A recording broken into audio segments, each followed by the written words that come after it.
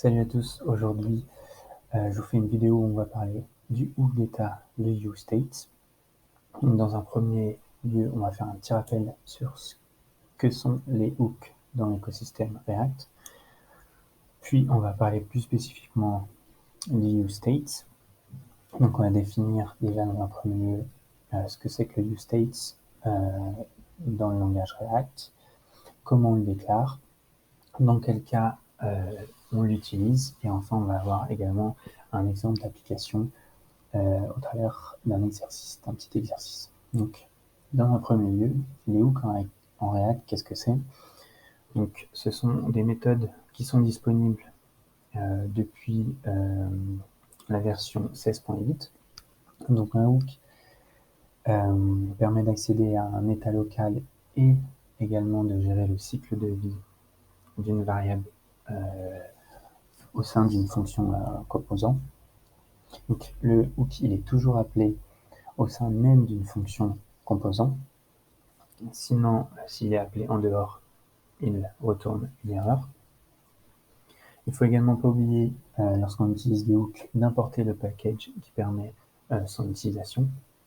Donc, par exemple, pour le package useState, il ne faut pas oublier d'importer le package,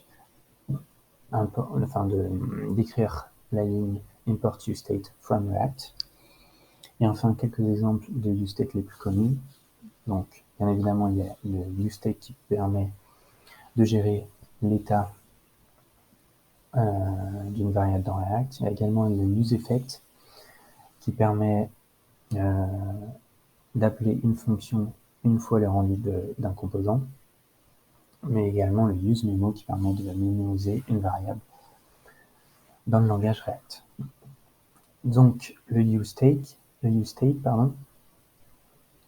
donc comme je l'ai dit, c'est celui qui est le plus utilisé.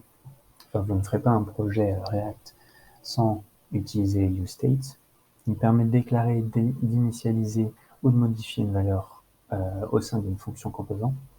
Donc comment on le déclare? Donc en premier lieu, on a une première ligne d'importation du package, import useState from React.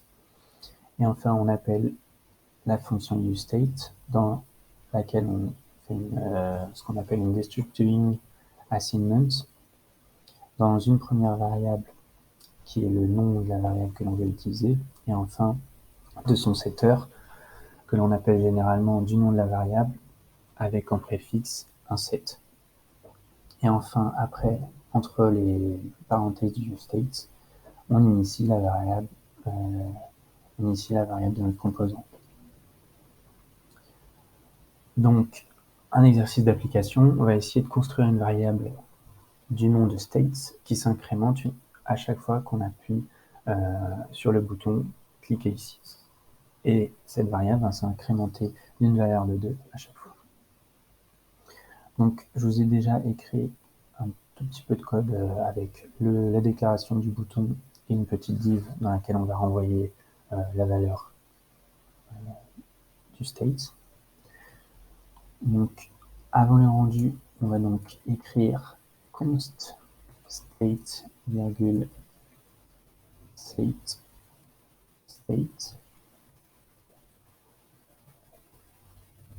useState, et on va déclarer la variable initiale de state à 0. Et on va également construire une fonction const qu'on va appeler addition, par exemple.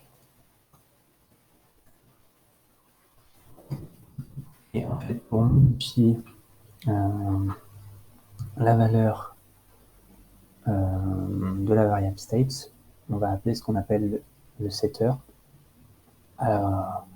auquel on va lui attribuer la nouvelle valeur de cette variable. Donc, dans ce cas-ci, j'ai appelé cette state. Je vais retourner du state additionné de 2.